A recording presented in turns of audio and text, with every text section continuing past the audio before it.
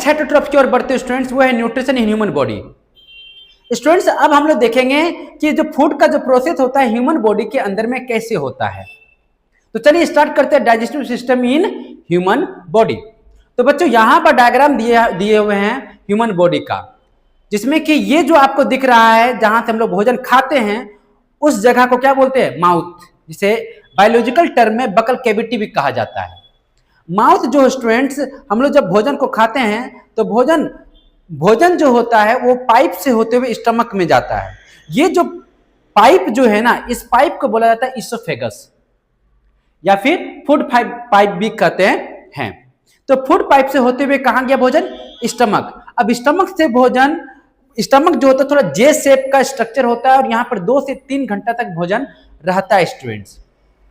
अब भोजन जो है स्टमक से होते हुए स्मॉल इंटेस्टाइन में जाता है, स्मॉल इंटेस्टाइन से फिर लार्ज इंटेस्टाइन, फिर लार्ज इंटेस्टाइन से रेक्टम, फिर एनस। तो इस तरह से फूड जो होता है पूरे पाइप से गुजरता हुआ एनस तक जाता है, माउथ से होते हुए एनस तक जाता है। बच्चों ये जो पाइप आपका जो दिख रहा है, इस पाइप को एलिमेंट्री कैनल्स कहते हैं या फिर गट्स भी कह सकते हैं। समझ में आ रहा है? जो माउथ से कहां गया, फूड पाइप तो स्टमक, स्टमक से small intestine, large intestine, rectum, anus, ये सब क्या है, एक पाइप है। और इस पाइप को क्या बोलते हैं, एलिमेंट्री कैनल या फिर गट। बच्चों पूरा एलिमेंट्री कैनल का जो लेंथ होता है वो 9 मीटर होता है। पर बच्चों एक इंसान का जो हाइट होता है, एडल्ट का एक इंसान का जो हाइट होता है वो 2 मीटर होता है। जितनी हमारे बॉडी का जो एलिमेंट्री कैनल है, जो पाइप है जहां से फूड ट्रेवल करता है, उसका लेंथ 9 मीटर। ये कैसे हो सकता है बच्चों?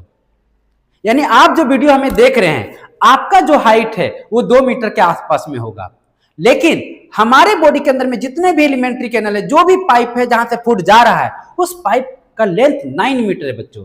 तो ऐसा क्यों? तो बच्चों एक्चुअली में जो स्मॉल इंटेस्टाइन का जो लेंथ होता है वो, उसका लेंथ जो होता है वो लगभग 6 मीटर का होता है,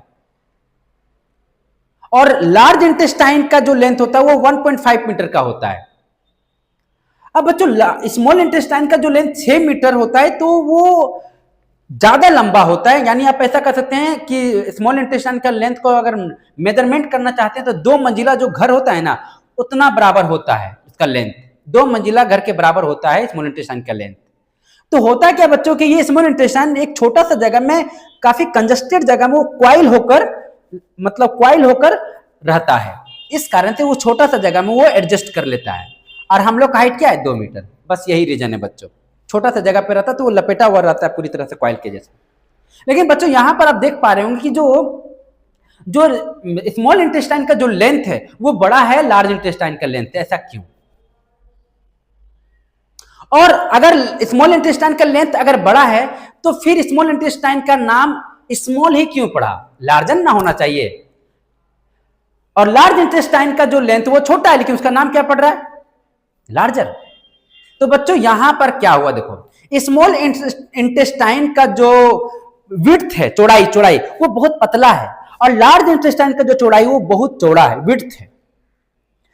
तो इसका जो नाम जो पड़ा है ना, स्मॉल इंटेस्टाइन का नाम स्मॉल, उसको ब्रेथ को देखते हुए नाम पड़ा है, ना कि लंबाई को। तो लार्ज इंटेस्टाइन का नाम लार्ज इसलिए पड़ा क्योंकि लार्ज इंटेस्टाइन का चौड़ाई क्या है, ज्यादा है। बस यही रीजन है।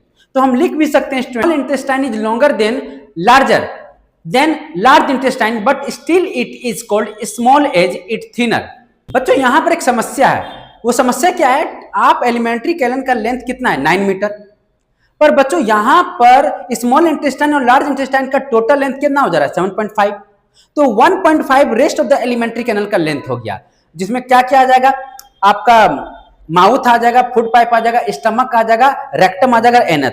मतलब इन पांचों को मिलाकर लेंथ कितना होगा, 1.5 मीटर। अब स्टूडेंट्स यहां पर एक इंटरेस्टिंग बात करने जा रहे हैं, वो है पेरिस्टल्टिक मूवमेंट। अब बच्चों पेरिस्टल्टिक मूवमेंट क्या होता है? बच्चों जब आप कुछ चीज खाते हो तो फूड का क्या होता है, एलिमेंट्री कैनल में मूवमेंट होता है, वो धीरे धीरे नीचे की ओर जाता है।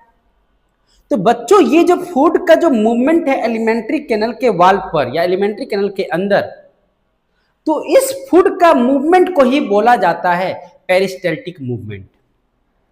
अब बच्चों अब पेरिस्टैल्टिक मूवमेंट क्या है समझाते हैं। देखिए, आप सोच रहे होंगे कि पेरिस्टैल्टिक मूवमेंट हमारा बॉडी के अंदर में एक पाइप लगा हुआ है, उस पाइप में फूड डाल दिए हैं, फूड नीचे की ओर आ गया। पर ऐसा नहीं है बच्चों। भगवान हमारी बॉडी के अंदर में बहुत ही बेहतरीन एक पाइप डाला है, वो मस्कुलर पाइप डाले हुए हैं जो इजी से भोजन नीचे की ओर नहीं जा सकता है। डिफिकल्टी से भोजन को ट्रेवल करना पड़ता है एलिमेंट्री कैनल से। जो एलिमेंट्री कैनल है ना, वो एक ट्यूब है, एक पाइप है, तो भोजन जो होता है वो बहुत डिफिकल्टी से ट्रेवल करता है। जब फूड का ट्रेवलिंग होता है एलिमेंट्री कैनल उस पाइप से, तो फूड जो होता है ट्रेवलिंग करते समय फूड का जो मूवमेंट होता है वो कॉन्ट्रैक्शन और एक्सपेंड होते हुए मूवमेंट करता है। अब कॉन्ट्रैक्शन एक्सपेंड का मतलब बच्चों, अब देखिए आप फोटोग्राफ में भी देख सकते हैं, फूड जिस जगह पर होगा उस जगह पर एलिमेंट्री कैनल क्या होगा, फुला होगा, तो उस जगह को बोलेंगे एक्सपेंड, और जिस जगह पर फूड नहीं होगा उस जगह को बोलेंगे कॉन्ट्रैक्ट। तो फूड जो होता है बच्चों, जो ट्रैवलिंग करता है वो कॉन्ट्रैक्ट और एक्सपेंड होते हुए ट्रैवलिंग करता है पूरा एलिमेंट्री कैनल में। तो फूड का इसी मूवमेंट को कॉन्ट्रैक्शन एक्सपेंडेड, कॉन्ट्रैक्ट और expand, contract expand, contract expand होते हुए फूड का मूवमेंट होता है। फूड का इसी मूवमेंट को बोला जाता है पेरिस्टैल्टिक मूवमेंट। अब तो आप सोच रहे होंगे स्टूडेंट्स कि जो इतना लंबा चौड़ा भगवान क्यों बनाया, कॉन्ट्रैक्ट और एक्सपेंड करके पेरिस्टैल्टिक मूवमेंट से भोजन को ट्रेवलिंग क्यों करवाया, बताता हूं बच्चों। देखो, अगर मान लो कि सिंपल रोड अगर लगा दिया जाए हमारे बॉडी में, तो फूड को डालते हैं, फूड नीचे चला जाता है आराम से, सिंपल से। लेकिन आप सोचो, और क्या होगा यहां पर, अगर आप बोले तो एक पाइप लेते हैं और पाइप से फूड को डालते हैं, पाइप में फूड को डालते हैं, फूड आपका ग्रेविटी के थ्रू से नीचे आ जाता है कि नहीं, तो ग्रेविटी कारण से फूड नीचे आ जा रहा। पर लेकिन बच्चों, अगर आप सोए हुए हैं, लेटे हुए कोई व्यक्ति, तब फूड का मूवमेंट वहां पर हो पाएगा क्या, वहां पर ग्रेविटी का रूल्स लग पाएगा, नहीं, तो वहां फूड का ट्रेवलिंग नहीं हो पाएगा। तो यहां पर फूड का ट्रेवलिंग करवाने के लिए पेरिस्टैल्टिक मूवमेंट का जरूरत होगा, तब फूड का मूवमेंट होगा। एक और एग्जांपल देते बच्चों, यहां पर देखिए एक व्यक्ति जो है लटका हुआ है। अब यहां पर अगर सिंपल सा फूड, सिंपल सा अगर पाइप लगा हुआ रहता, तो क्या यहां पर ग्रेविटी के कारण से फूड नीचे से ऊपर जा पाता, नहीं। तो यहां पर ऐसा तभी संभव हो पाएगा जब यहां पर पेरिस्टैल्टिक मूवमेंट हो पाएगा। तो यहां पर पेरिस्टैल्टिक मूवमेंट के कारण से फूड जो है नीचे से ऊपर की ओर जाएगा। अगर आपको थोड़ा सा भी अगर आप डाउट लग रहा है, तो आप सोकर भी आप ऐसा करके देखिए, आपका फूड जो होगा सोए में भी आप जाएगा, आगे बढ़ेगा, आगे की ओर बढ़ेगा, या फिर आप लटके हुए रहेंगे फिर भी आगे की ओर बढ़ेगा। इसी मूवमेंट को हम लोग क्या बोलते हैं, पेरिस्टैल्टिक मूवमेंट। तो बच्चों, पेरिस्टैल्टिक मूवमेंट क्या होता है इसे लिखवा देते हैं। The contraction and expansion of walls of food pipe and other organs of digestive system to move the food along gut is called peristaltic movement. Next important बात करने जा रहे हैं स्टूडेंट, वो है स्फिंक्टर। देखो बच्चों, एनस में ना स्फिंक्टर पाया जाता है। ये एक सर्कुलर रिंग लाइक स्ट्रक्चर्स होते हैं जो नॉर्मली क्लोज रहते हैं। बच्चों, अगर ये स्फिंक्टर ना रहे तो क्या होगा ना, कि हमेशा यूरिन को सिक्रीट करते चले जाएंगे और हर जगह गंदा करते चले जाएंगे। तो स्फिंक्टर ही क्या करता है, उस यूरिन को कंट्रोल करके रखता है। जब आपको यूरिन लगेगा, टॉयलेट लगेगा, तो स्फिंक्टर क्या हो जाएगा, खुल जाएगा। और जब आपको टॉयलेट नहीं करना रहेगा तो स्फिंक्टर क्या हो जाएगा, बंद हो जाएगा। तो इस तरह के स्फिंक्टर पूरे गट्स, पूरे एलिमेंट्री कैनल में पाए जाते हैं स्टूडेंट। जैसे देखो, स्टमक के एंड में भी स्फिंक्टर पाया जाता है।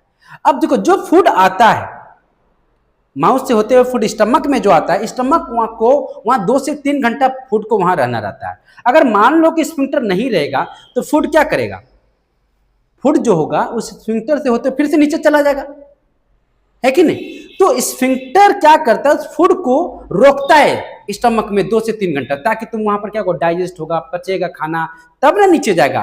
तो स्फिंक्टर फाइनली क्या कर रहा है बच्चों, वो फूड को कंट्रोल कर रहा है, रोक रहा है। ठीक है, बात समझ में आ रहा। ऐसे इस तरह के स्फिंक्टर हमारे बॉडी में सब जगह पाया जाता है। स्फिंक्टर स्टमक के बिगिनिंग में भी पाया जाता है बच्चों, ठीक है, फिर आप स्मॉल इंटेस्टाइन में भी पाया जाता है, तो हर जगह पर ये स्फिंक्टर पाया जाता है। तो स्फिंक्टर क्या कर रहा है बच्चा, आपको समझ में आ ही गया होगा। स्फिंक्टर क्या था, वो एक गेट है, गेट। वो जब जरूरत पड़ता है बॉडी को तो वो खुल जाता है, और जब जरूरत नहीं रहता है तो स्फिंक्टर बंद हो जाता है।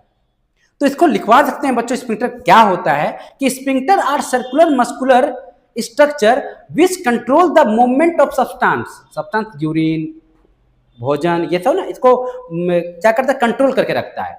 Through them normally they remain closed when movement in required they open, और देयर आर मेनी स्फिंक्टर इन गट। बात समझ में आया स्टूडेंट्स?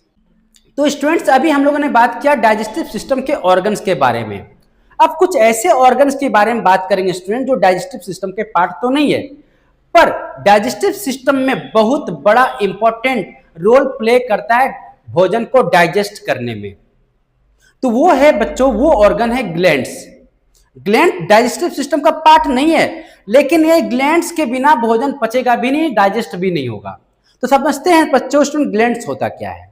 तो बच्चों ग्लैंड्स को ना हम समझाने के लिए ग्लैंड्स को टंकी जैसा समझा रहे हैं, टंकी से कंपेयर कर रहे हैं। तो हम बोल रहे स्टूडेंट्स ग्लैंड्स क्या होता है कि मान लो एक टंकी है। अब ग्लैंड्स एक प्रकार का क्या है, टंकी है, और इस टंकी में क्या रहता है, पानी रहता है, और उस टंकी से धीरे धीरे करके पानी क्या करता है, निकलता रहता है कि नहीं बच्चों। उसी प्रकार से बच्चों हमारे बॉडी में भी बहुत सारे टंकी लगा रहता है, बहुत सारे ग्लैंड्स है, और उस टंकी से, उस ग्लैंड से थोड़ा थोड़ा करके पानी निकलता रहता है। जैसे समझाता हूं बच्चों, अभी हम आपके मुंह में भी जो लार है, जब भोजन को देखते हैं तो मुंह में लार आ जाता है कि नहीं, है? तो आपका मुंह में जो लार है उस लार को मत पीजिए, आप स्टोर करके रखिए, और आप इंतजार कीजिए और वेट कीजिए और देखिए कि ये जो लार है वो कहां से आ रहा है। ठीक है, देखिए, देख लिए वीडियो को पॉज करके आराम से देखिए।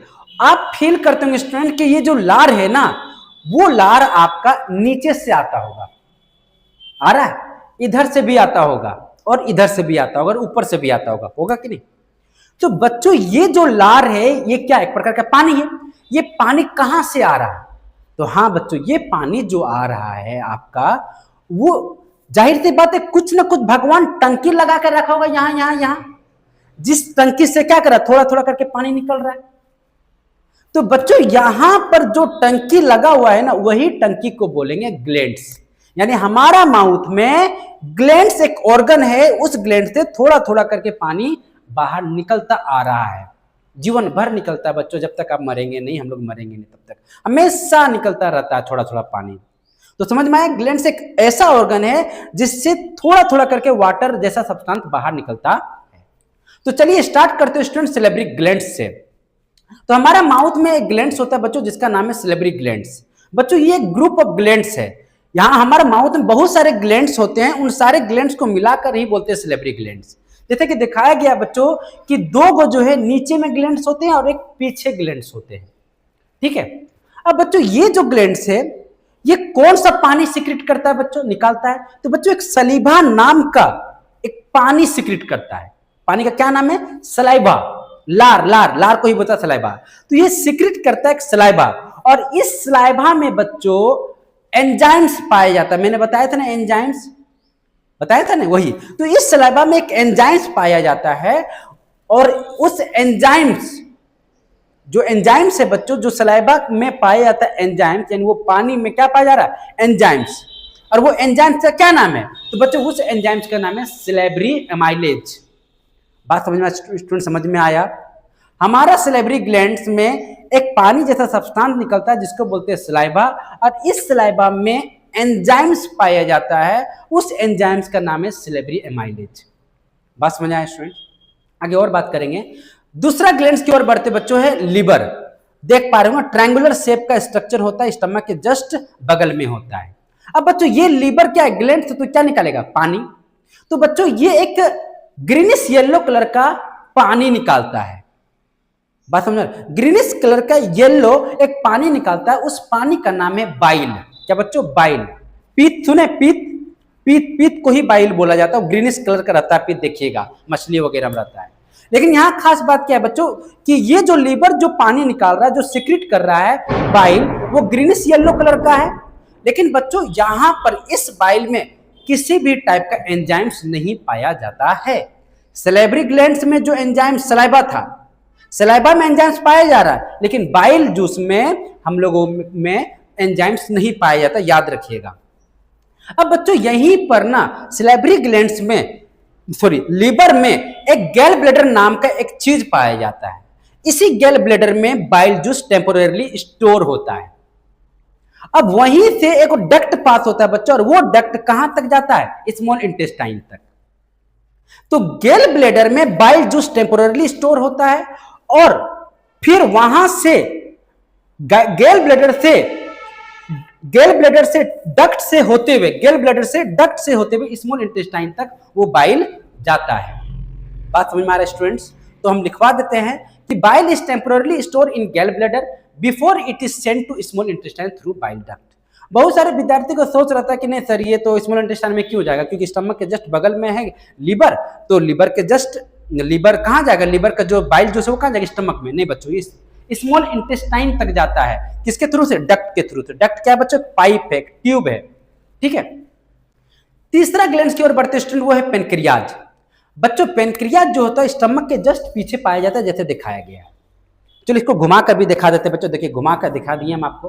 अब बच्चों इस पेनक्रियाज में भी एक पानी निकलता है, जूसी जैसा सब्सटेंस निकलता है। अब इस पानी में, इस जूस लाइक सब्सटेंस में 3 एंजाइम्स पाया जाता है, एक पेनक्रियाटिक एमाइलेज, एक ट्रिप्सिन और एक लाइपेज। इन तीनों एंजाइम्स कहां पाया जाता है? पेनक्रियाटिक से जो जूस निकलता है, जो पानी निकलता है ना, उसमें पाया जाता है ये तीनों। तो ये रहा बच्चों ग्लैंड्स, कुछ डाइजेस्टिव सिस्टम को कुछ इंपॉर्टेंट ग्लैंड्स जो फूड को डाइजेस्ट करने में मदद करता है।